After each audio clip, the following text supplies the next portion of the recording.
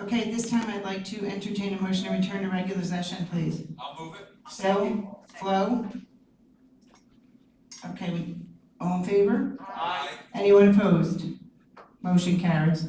This time I'd like everyone to stand for the pledge, followed by a moment of silence for Carol Hoppy, a longtime teacher who recently passed away. Mr. Lenz, would you lead us in the pledge, please? Allegiance to the flag of the United States of America and to the republic for which it stands, one nation, under God, indivisible, with liberty and justice for all.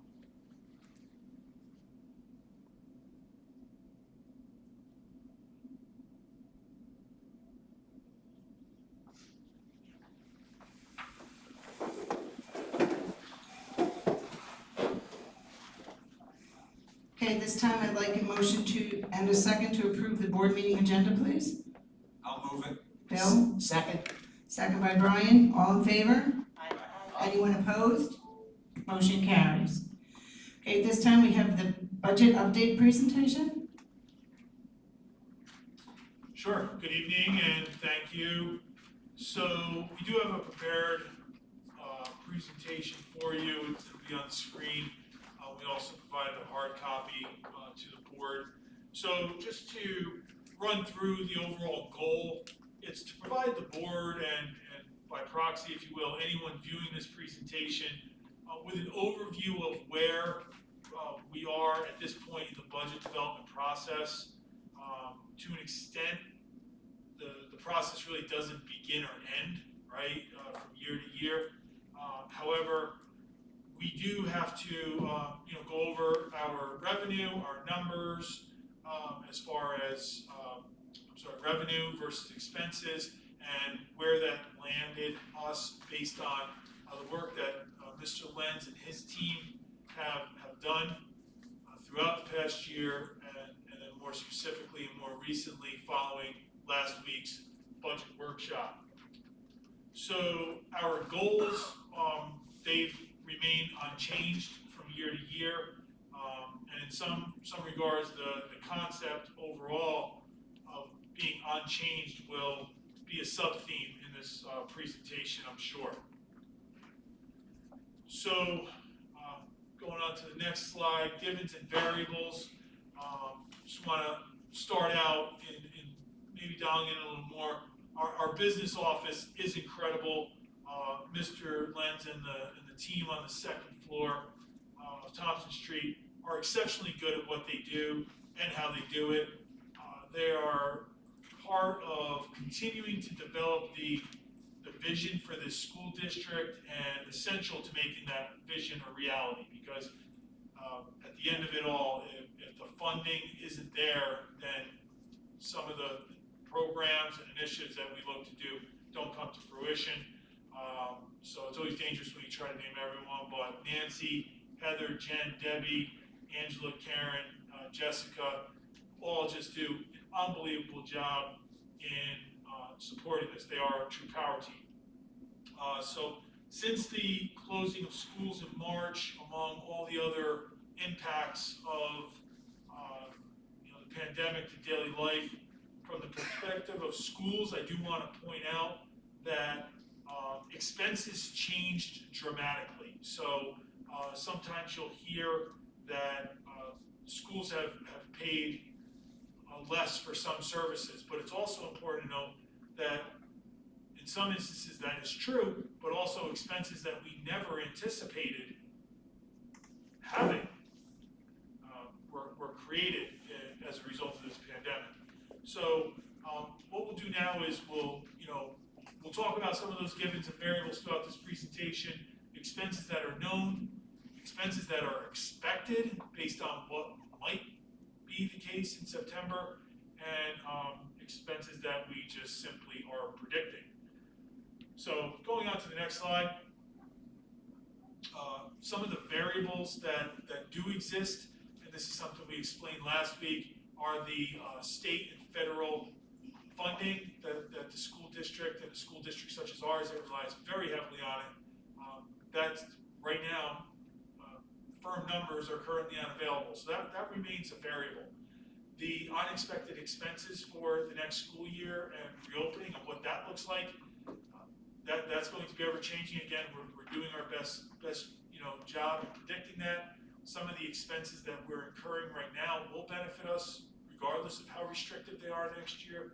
I'll get into that a little more in my in my admin report, but those are some things that are unknown and left to best guess. And it's also important to note that if you want to put a dollar amount to what we are estimating that we spent on just the COVID-related PPE and safety equipment, it's over $600,000. So that doesn't count the overtime and some of the other staffing implications, which add up to, again, significant numbers, in our expense side of the equation, but that's just in COVID-related PPE, and safety equipment. So, next slide. And Mr. Lenz, I'll give you these here.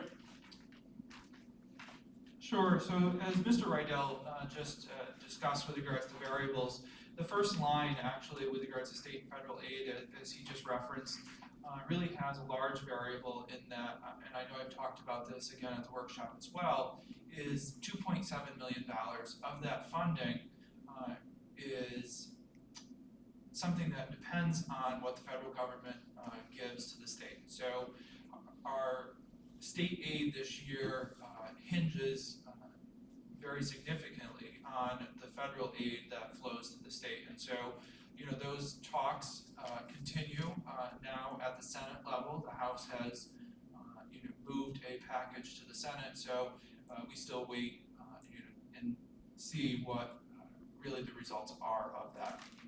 And right now, the last I heard, there was discussion about $350 billion going to states, and that's really the money that we're watching significantly, because that's what determines if that $2.7 million flows to us as part of the state budget. So if we just run through, kind of quickly, certainly these are the large variables as far as our revenue in that it's state and federal aid. We do have fund balance. Currently, the allocation that we allocated for fund balance is really, the board talked about different numbers, and this is a starting place, and it just starts us with kind of the lowest number that we had talked about, and we certainly can increase the number as we work through the budget process based on some of what we heard from the board at the workshop. Interest and tuition are down a little bit, and certainly that's just a reflection of what's going on in the banking industry, as well as Montague. They are no longer, we're no longer in a send receive relationship with them, and so that's where their tuition decreased. The tax levy, the number that's represented there actually represents a 0.97% change on the levy.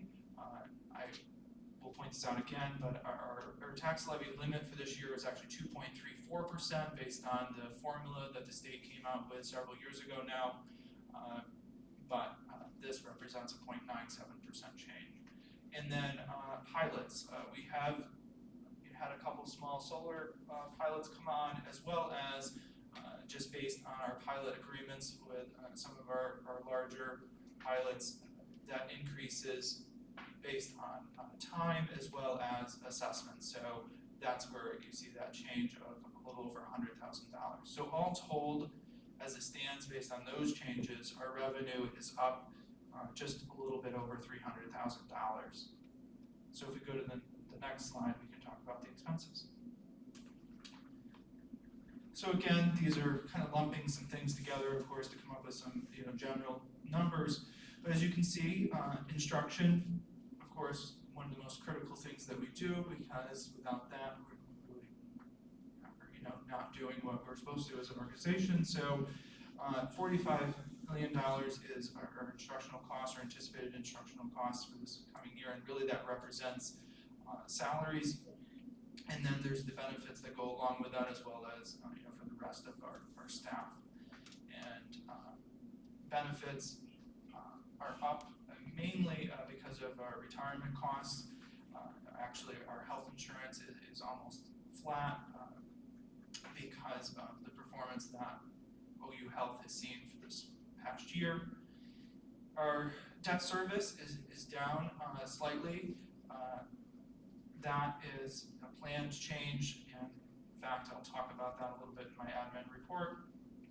And then general support represents our administration costs as well as some of the other general items such as electric, heating, different things are represented there.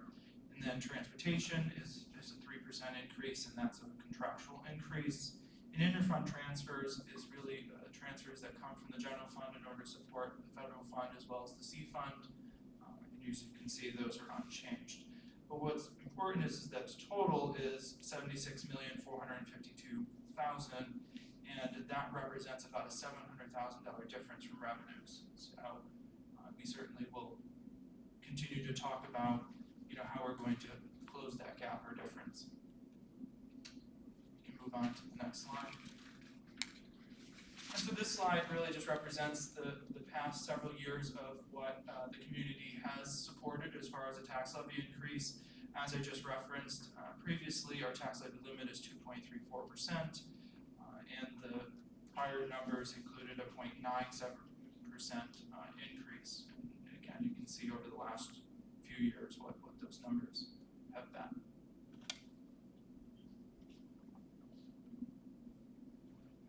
So as I said at the beginning, there is a sub-theme of unchanged in our message this evening. So the current programs that we currently have in place in the budget for this school year, those are remaining in the 21-22 budget, specifically in regards to after school and summer programming, and really a lot of that can be attributed to the Board of Education over the past few years has expanded each of those, and that's going to benefit us this school year because this upcoming school year, because there is a great need to provide ancillary and additional opportunities and services for our students, particularly in the realms of special education and intervention services. There's also a high likelihood that the need for credit recovery will also, particularly at the secondary level, high school level, will be a requirement. So that is in this budget. It's not an area that we are exploring to seek cuts in, and as well as the athletics program. We don't know exactly what things will look like next year when it comes to our athletic programming. This year we did have a relatively successful and ambitious preseason conditioning program, of which I'm very proud of. So that would also be afforded to us in the upcoming budget. And it is important to maintain and continue to grow our arts program. So that's also included here. So in short, the expanding the school day, expanding the school year concepts that we have been speaking about over the past few years still remains in here. Mr. Lenz and Joseph. Yeah, and I was just going to point out that some of the summer programming that Mr. Rydell just referenced, actually some of that will be supported by rollover grant funds. So we had planned on some expenses this year, 0-hour PE and different things that certainly haven't occurred just because of what we're dealing with around COVID. So we're able to utilize some of that funding to support some of that bolstering that Mr. Rydell just referred to. With that, Mr. Lenz took a little bit of my thunder on the next slide, which is there is a need to not only maintain, but there is a need to expand, and that's where some of the expenses that I mentioned before this year were reduced. Some of those expenses were coming from grant funding, such as our 0-hour PE and some of our after-school programs. We're looking to roll that money over. Mr. Pantaleone worked very hard on the title grants, along with Mrs. Pagano. We're looking to further expand those programs. Specifically, our plan right now is with the grades K through 8, our special education, and our English language learners. So that's where maintain is probably an understatement. Also, technology. With that, we're looking to maintain those applicable line items. in the budget. Again, we're in a fortunate spot because of the unfortunate spot we were previously in, which was ensuring that we got to a true one-to-one ratio, of which we were relatively far away. That was an ambitious distance to go. I applaud the IT department and really all the work that went into that, but now we are a true one-to-one school district, which is a device for every student as well as a device for every teacher. Should we get in a position where we have to go all remote again, we can do that pivot if need be. However, there is a need, technology continues to evolve and continues to have applicability in the instructional realm, and that's really where we have to continue to bolster what we offer our students, and that includes some of the interactive classroom equipment that we have and some of the other instructional pieces that go along with that, such as the IPVO document cameras, etc.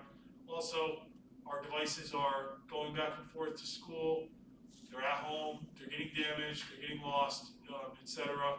And so, unfortunately, that's a reality. So, student device replacements are in there, and then continued improvement of our infrastructure, which is not only our bandwidth and expanding what we can do, but also protecting our equipment and our personal identifiable information and other essential confidential items. The one thing that the board was very steadfast a few years ago was the supply list from the buildings, and particularly at the elementary level, and those line items also remain unchanged. So, and also the expansion that we did for the middle school and high school classroom supplies. Go on to the next slide, please. Curriculum mapping money is being shifted from some of our previous initiatives, and also some of that's also being rolled into some grant funding. But we are going to continue with the K-12 character education and mental health curriculum mapping, of which I'm extremely proud of, and I really think it's essential for our students and overall growth of our school district, as well as continuing on with math. It's a multi-year project, and there's work to be done. I'm also very proud that the work that was done this year, and really a lot of work that Mr. Pantaleone has done, is working on diversity, equity, and inclusion curriculum writing, because just like character education and mental health, if we have that as part of our K-12 continuum, it ensures that we're really offering our students with the education that truly makes a difference in their potential for success following their K-12 experience. Again, similarly, same theme, clubs, extracurriculars, nothing is being removed. At the same time, nothing is also being added to this in this regard. So those stipends that we added for things like Odyssey of the Mind, those are maintained. The coaching positions that the board added over the past few years, those are also being maintained in this budget. So I go through all this. Potentially it's redundant. However, it is important to know, how we get to the numbers that we get to. I just don't want any surprises down the road if, the board sees that clubs and extracurriculars were unchanged. That's right. That's where it is right now, and that's how we got to the numbers that we got to. So a few of the difference makers include retirees from our teaching staff. Also, additional difference makers include which positions actually get filled or which positions get eliminated in our programs, and so that becomes a difference maker. The continued growth of our programs over the past few years will lend itself well to what we need to do in the upcoming school year, as well as the Chromebook purchases that I spoke about a few moments ago. Mr. Lenz, I don't know if you want to take this or I can. So as Mr. Lenz said, in the expense column versus the revenue column, there's a gap or a difference of $708,000. So ultimately, that's the gap that needs to be filled with the continued work, in the various line items to close that gap. If we are to stay at the 1.2 million allocation of fund balance and the 0.97% for the tax levy. So any any shift up or down from that $708,000 would affect one or both of those essential pieces of the budget process. So the timeline, here we are tonight, our board meeting, budget update. And then we do have workshops and presentations upcoming, as well as the budget hearing, and ultimately culminating with the budget vote on May 18th. Obviously, in years past, we would want to go out to the community as often as possible and do presentations. At this point, that's really, we'll keep that in the to be determined column. We still would like to, and we believe we can do those things safely and physically distanced and really get out there and have that opportunity. So we'll continue to explore that option, but we are committed to full transparency and also full communication. So we will continue to do budget presentations at board meetings. We will also have presentations posted to our website that will simulate what we would have presented had we had an opportunity to meet with the various groups that we've enjoyed meeting with in the past. So, again, it'll be our attempt to communicate to the greatest extent possible all the contents of the budget, our programming, and so that our public can make the most informed decision possible. And like I said a moment ago, the budget vote is scheduled for Tuesday, May 18th. Polls will be open from 7 a.m. to 9 p.m. And we don't have firm guidance on what the modality will be, how it will compare to years prior to last year, and how it compares to last year's modality for casting the ballots. But nonetheless, once we have more information, we'll continue to push that information out. But if you have questions regarding voting locations, or really, I've come to learn almost anything, you can ask Mrs. Lopez, and her email address is on this page of the presentation. If you have questions or comments, or again, questions on anything that we can help with, Mr. Lenz and myself fully encourage that. Feel free to email us or call us at district office. And I'll close with how I began, just really thanking the board as well as Mr. Lenz and the great team that he works with for the work that was put into where we are right now. And at that point, we'll take any questions or comments that the board may have. Anyone?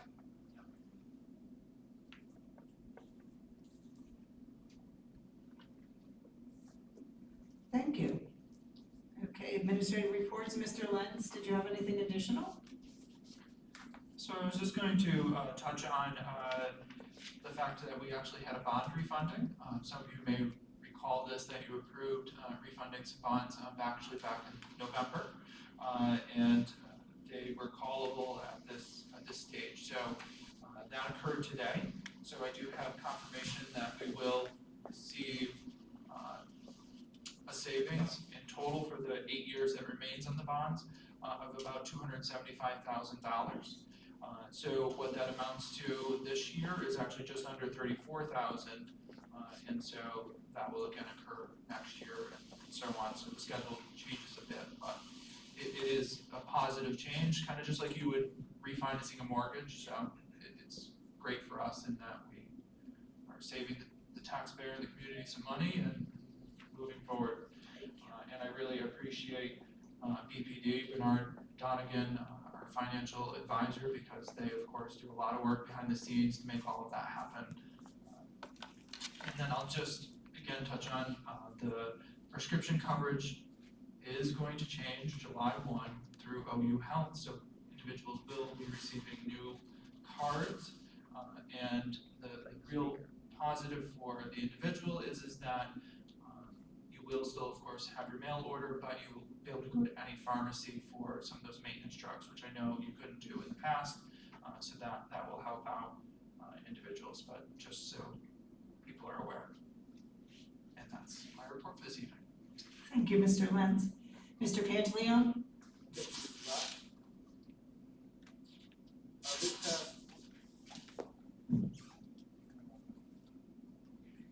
This past Saturday, our administrative team took part in a diversity job fair created by the Lower Hudson Council of School Personnel Administrators.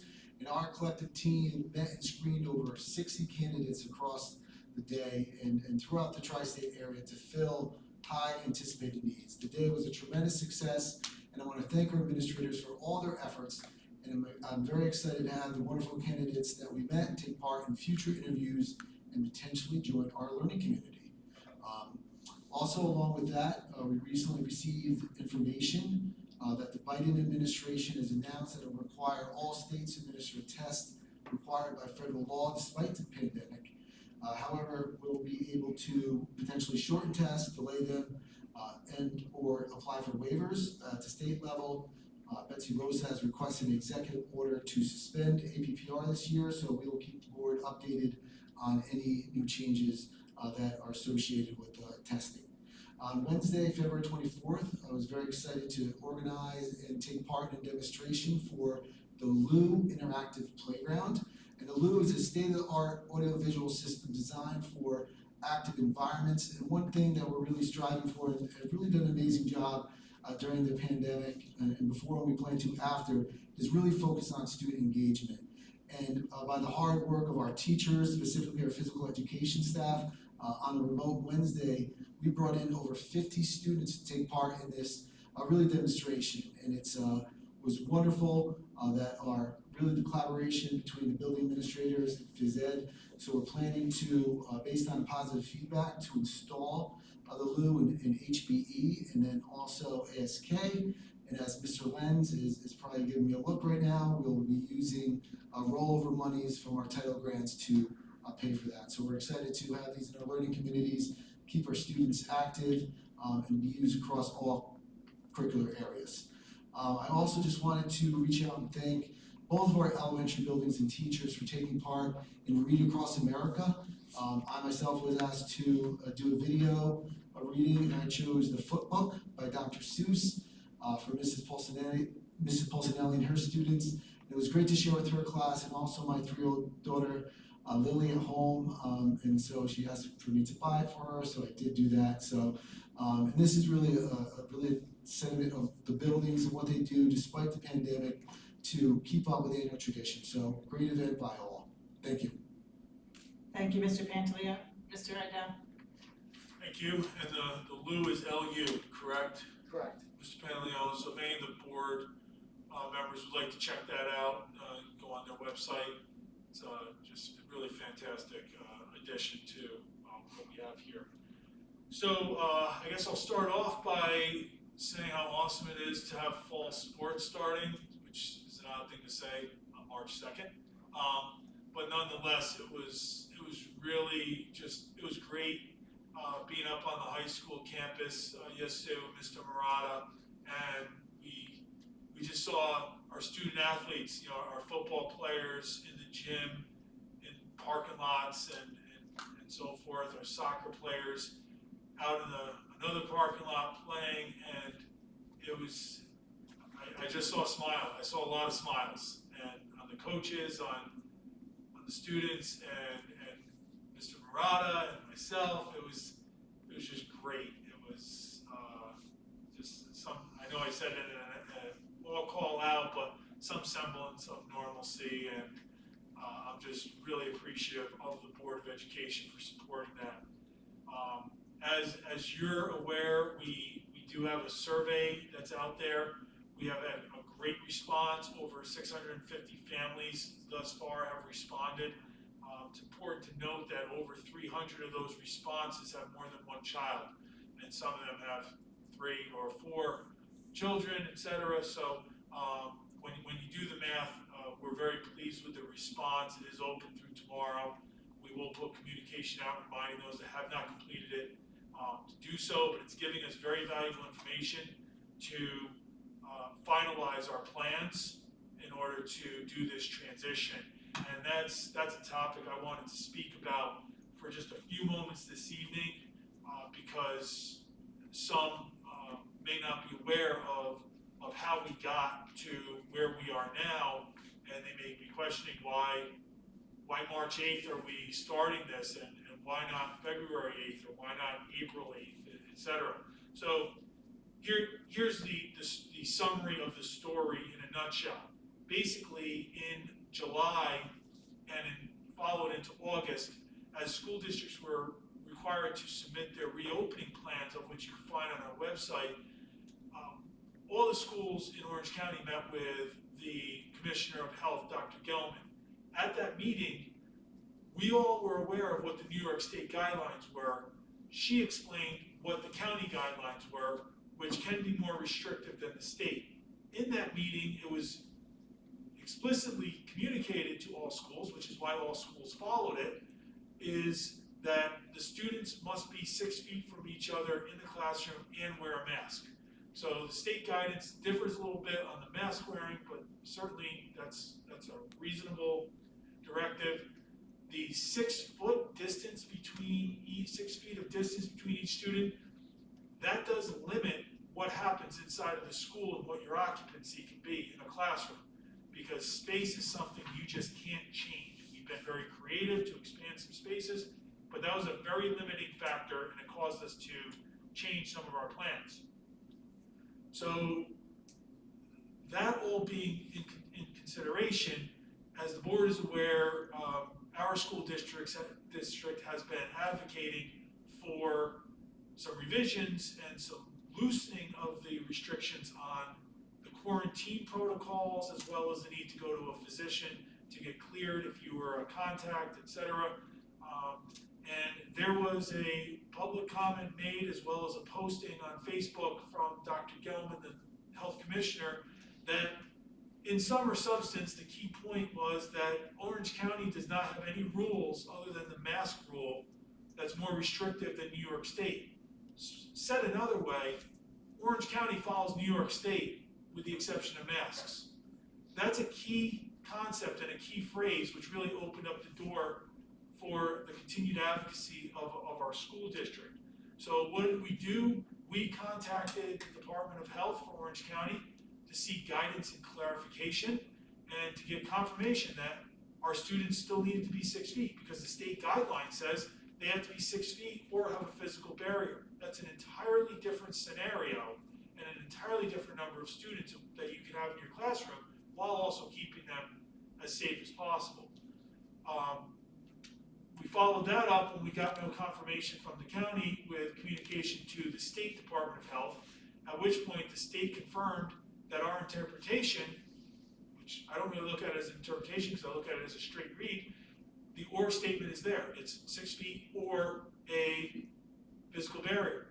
So we then went back to the county and shared with them what the state had confirmed to us, at which point the epidemiologist from Orange County, of which I'm extremely grateful for all the work that both of them have done, and I'll publicly say their name even though I know they'll never hear this in a board meeting, but Erin Ray Cascaretti and Jackie Lawler, 2 epidemiologists at Orange County Department of Health, are amazing. They've been amazing through this entire process, and I did receive written communication last Thursday, as I shared out with the board, that, quote, our interpretation was correct, and that the state guidelines do say that, and that we can move forward with our plan as written, and we have to submit it and follow the protocol with that.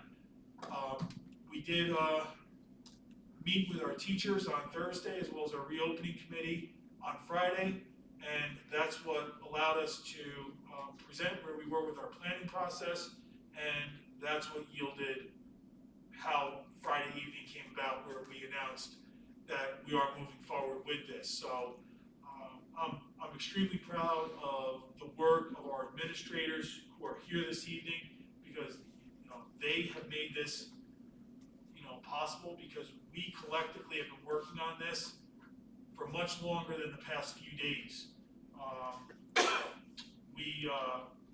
Once that statement was made, we had many of these things in our original plan for September, but once that statement was made by Dr. Gelman, we recognized that this was the statement we were looking for and the direction we were looking for, and Mr. Lenz, Mr. Van Leon worked incredibly hard on a lot of this infrastructure. We began purchasing those, the student barriers, the partitions that will go on the desk, and those are clear trifold polycarbonate barriers, and there is a supply chain, concern with those. So I am very happy that we began our ordering process immediately, and we will have 2,400 of those partitions in our school district because we're prepared for whatever the future may bring.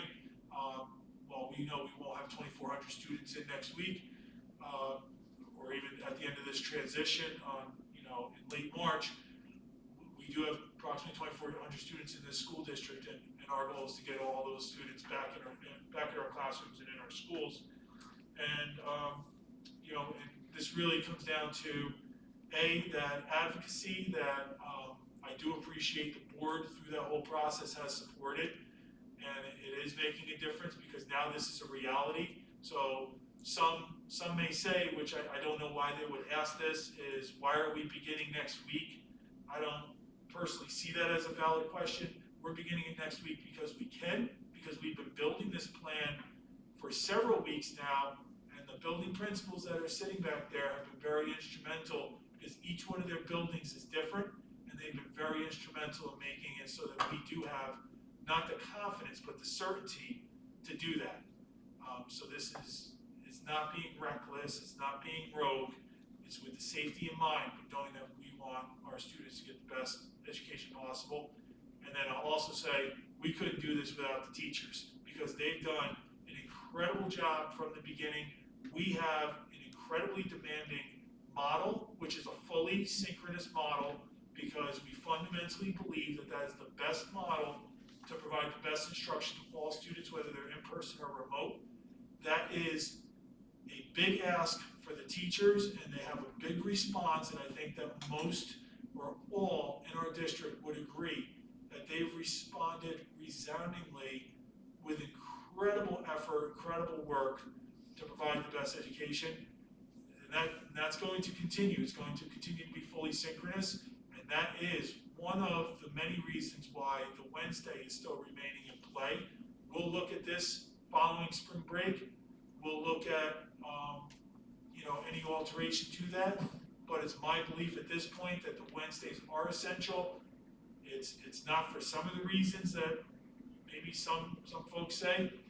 A lot of that reason is we provide interventions, we provide services, we provide small groups, but we also provide time away from screens.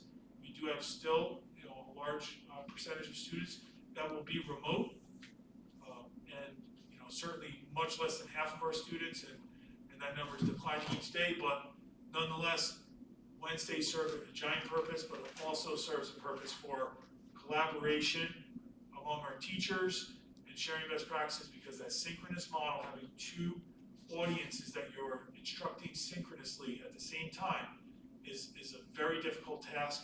And I will tell you, I am in awe of our teachers, and I'm hoping that they get the accolades from their students and their parents for what they're doing. So I went into that a little further than I had originally intended, but nonetheless, I wanted to share the background with the board directly, as opposed to some of the communications that we share electronically. That's the timeline that took place, and we are excited for what the next steps are, because like I said, seeing our kids back in our fall sports, it gives you an energy and it gives you optimism. Seeing more and more of our students in our classrooms, I honestly can't wait. I can't wait to be in a kindergarten classroom on March 8th. So, thank you. Mr. Riddell, may I just add a little bit to that? Something that Mr. Riddell, failed to say, and I know he said a lot, was that out of the hundreds of hours that he spent on his own personal time, not only advocating for our students, but something as a real true leader, that he not only wanted to see our students back, but all the students of the county. So he reached out and really fielded calls from superintendents from districts from Ulster County to our own county, and as the pioneer in really leading the county and bringing students back to 4 days. It's really just selfless. I want to just say commend you. I was really proud to be part of this team and really part of this learning community for just being a great leader. Thank you. Thanks. Pioneer is much too strong of a word. And we have great collaboration in Orange County. Something the board should know that the superintendents in this county are unparalleled. And it's what you do. If you have a best practice to share, everyone is doing it. We're sharing where we are. It's not a competition. We're all in this for all the same reason, which is all of our students. Obviously, we're in charge of running our districts, but when we began on our path of what we were advocating to get here, we received that, like Mr. Pantaleon was saying, we received that on Thursday afternoon. We spent a few minutes happy about it and celebrating, but then it was this is now time to close this up, and how do we get there? Part of that was immediately communicating out with some of our colleagues that we've been sharing our progress back and forth, but then we also had a countywide superintendent's meeting on Friday, which was very fortunate because it gave an opportunity for all the schools to be on there, and I shared our progress as well as what our next steps would be. And yeah, I would not have said what Nick just said, but I will tell you, it is pretty great to see. I'll take all the phone calls, and they'll always take our phone calls, and we appreciate that. That's what collaboration truly is. But it's awesome to see the other school districts' websites. I gotta tell you, it's really great to see over the past 2 days the number of schools that based on the shared collaboration are able. They're now bringing their students in on that little piece. It's really awesome. But it's a two-way street. They share with us as much as we share with them. But thanks. Okay. Next item on the agenda is the consent agenda items. These items include minutes from the February 9th, 2021 meeting, CPSE meeting minutes, annual review for 21-22 held on 3/2/21, CSE meeting minutes from 2/3, 2/4, 2/10, 2/11, and 2/12/21, and CSE meeting minutes annual review for 21-22 on 2/3/21, 2/4, 2/5, 2/8, and 2/10/21. At this time, I'd like a motion and a second to approve the consent agenda items as listed. I'll move it. Bill? Second. Second by Brian, all in favor? Aye. Anyone opposed? Motion carries. Item number 6, personnel employment items. These items include leave of absence, resignation, instructional position number 190, special education teacher, resignation vacancy number 2239, modified spring track coach, resignation support staff substitute cleaner, appointment vacancy number 2239, co-curricular advisor, middle school art club, appointment vacancy number 2273, coaching assistant, varsity boys and girls spring track, appointment support staff vacancy number 2205, position number 526, LMS plumbing, appointment support staff probationary to permanent status, position number 574, cleaner. I'll entertain a motion and a second to approve these items as listed. I'll move it. I'll second. Brian, all in favor? Anyone opposed? Motion carries. That was Ray, second. Oh, Ray, I'm sorry. I can't read and look at the same time, sorry. Okay, action, number 7A is action items. First reading of policies number 3420, 7210, 8411, 8450, and 8470. I'll entertain a motion to bring this item to the floor. I'll move it. Second, Ray? Second. Brian, second. Okay, so I attended the policy committee meeting on Tuesday, March 2nd. It wasn't Tuesday, March 2nd, it was, I don't know what day it was that week. There are 5, or it's for these are the minutes for today. There's 5 policies, and these are the ones that we discussed. Number 3420 was on non-discrimination and anti-harassment in the district. This was from the January policy pulse from Erie 1 BOCES. It was revised in light of changes to state and federal laws primarily related to Title IX. There are a couple of new sections, including the overview, particulars on its scope and application, description of exactly what constitutes discrimination and harassment, places where this would apply, including virtually, and sections on confidentiality, notification, and training. We retained the sections on finding that harassment did not occur and privacy rights from our existing policy. In keeping with our practice and other policies, we gave the titles rather than the names of the designated civil rights compliance officers, as well as an address and phone number to reach them. Policy number 7210 on student evaluation, promotion, and placement. Mr. Pantaleone had requested that we look at revising this policy. We obtained policies from other districts to review and took some of their good parts. It was decided to have listed specific criteria that would go into the decision-making process on student retention, as well as making sure there was consultation with the superintendent. Mr. Pantaleone reworded this policy based on committee input. Number 8411 on emergency school closings, extraordinary condition days / student attendance. This was discussed under our policy review. Ours was from 2007 and was dated. It is not a required policy and was written by Port Jervis and not Erie 1. We decided we wanted to retain it and made some corrections, such as not listing all legal holidays and not repeating specific education law for the obtaining of waivers when a district is unable to meet the required number of school days. The length of the school day was corrected to the now specific number of hours required, and we specified the timing of the use of make-up vacation days relative to the secondary and primary grade levels. Policy number 8450 on home tutoring or homebound instruction. This too was from policy review. We changed the term physician to licensed healthcare provider and clarified the provision of any alternative instruction. Policy number 8470 on homeschooling. This was also from policy review. We decided to revamp the second paragraph into a list of the statements which pertain to our homeschooled students. We deleted the paragraph on page 2 relative to the 2008-9 school year. We added intramurals to the statement on extracurricular activities or his/her designee wherever the superintendent was mentioned, and that there is no requirement that special education services be provided in a student's home. Are there any questions specific to any of those changes? Okay, we'll put them on the next agenda for the second review, and I need, let's see, where am I now? Okay, all in favor of approving the first reading? Aye. Anyone opposed? Motion carries. Okay, the next item on the agenda is Board of Education vacancies. We need to have a discussion about what we want to do here. Whether we want to fill the positions that currently exist, which I think we said no to, right? That's correct. I did reach out to legal regarding what we could do, because there was some discussion about reduction in the number of people, actual positions on the board. For the purpose of the public who may be watching or anyone else who's watching, regardless of what the board decides to do, there are 5 seats up for election at the next election. If the board decides to make reductions, we need to present a petition from 500 registered voters in the school district and place it on the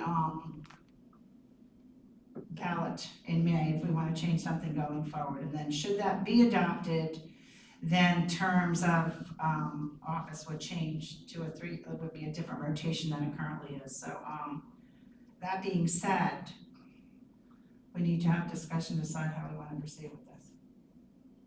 Which you would need 500 signatures from now till May. Yeah, that's what the current law says unless something changes, yeah. I think we've gone through this discussion about current Mike. law. Get your mic. Sorry, Flo. It's only, it's. Up. So anyway, what I was saying, current law is what is written down before this pandemic hit. Is it still that? And I think we gotta find out. Okay, I will reach out, I'll email right now. I know, because I don't know at the school, I think you're reaching out for that. I know us in the town is less, 1.5% that we need signatures for. So I think it's something that we need to find out how many signatures. If it was 500, is it still gonna be 500? Okay. Thank you. Anyone else? You wanna we'll deal with that first? Get an answer from legal on that and then proceed, or is it everybody's feeling that they do wanna go to? I think everybody, we were all in We're all in agreement. agreement last time. Okay. Let's just not fill the positions. To not fill the positions, but going forward, do you wanna reduce the number of board I members think to we all seven? kind of already Okay. said, yeah. Alright. Okay, so we'll get an opinion from legal then on the number of signatures we need. So just for clarification, I think there may be two different conversations going on here. The discussion that we had previously was about what the board wanted to do following the two resignations. And did you want to continue on pending the outcome of the election with the current number? Because we spoke about the different options that the board has. Yes. The discussion for this evening is specific to, is there any change in the total number of this board for composition purposes? So is it something that the board, which is currently at 9, despite the fact that there are 7 based on your previous decision, is there any discussion that you want to take that or have that would bring it down to 7 or any other different number? That's what I think is the essential piece for this evening, correct, Ms. Lodge? Yeah, we can go from 7, we can go to 7 or 5. Or we can stay at 9. I think the 7-man board puts us in the category, most schools are our size. I know we've had 9 members for years. We had a much larger student population years ago. I see most schools, as Debbie gave us a list of the schools in our district and the size of the student population, and 7-man boards were pretty much the norm for students of our number. And thank you, Kristen, for compiling that information. Oh yes, thank you, Kristen. And I'm in agreement. I'd like to echo the sentiments as well, same thing. Okay, so we'll just make sure that the process to do this is followed correctly.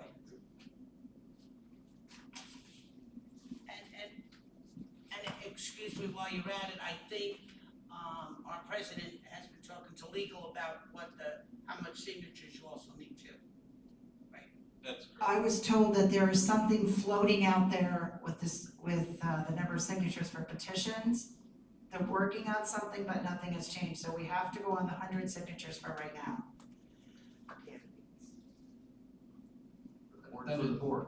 Yeah. To run for the board, yes, it's currently 100 signatures unless something changes as a result of the pandemic. Which would be nice since we're really not supposed to be out in mass crowds. Somebody's house. Correct, Debbie, you're right, there's legislation out there that would reduce it to 50 for small city school districts, however, it's legislation, so we all know that would be a lengthy It process. might come around the next pandemic. You want me to call Bravnik? You want me to call Martucci? Who do you want me to call? Martucci. Email him now, Flo. I will. Okay, so at this time, next items are board committee reports. Does anybody have any other than what I gave from policy?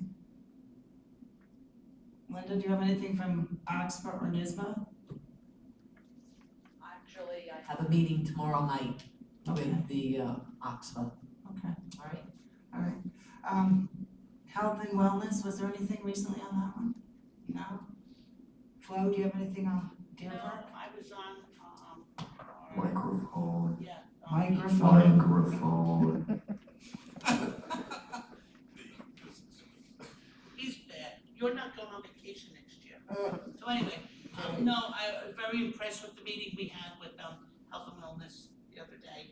And just getting our schools the way they are. And I want to thank everybody and everybody who joined the meeting. It was very nice. It was very good, good crew out there. And thank you, Mr. Rydell, our superintendent, for doing all of this. Thank you. You're welcome. Okay, board member comments. Judy, None for me. Brian, Bill, Nothing at this time. Flo. No, I'm fine, thank you. I'm texting Mike. Ready? Not at this time. Linda. I just wanna say thank you to all of the parents and guardians for getting those surveys done and asking all of the rest to please do it as fast as you can.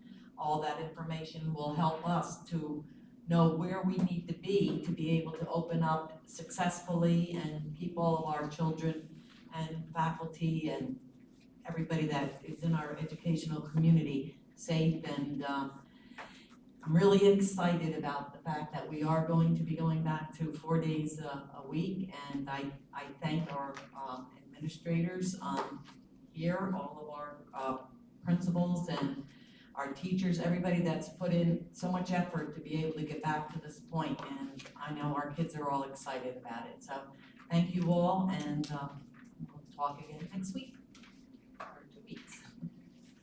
Okay, and I would just like to say, I know Mr. Rydell doesn't like to be the center of attention, but that's too bad because I'm talking, so.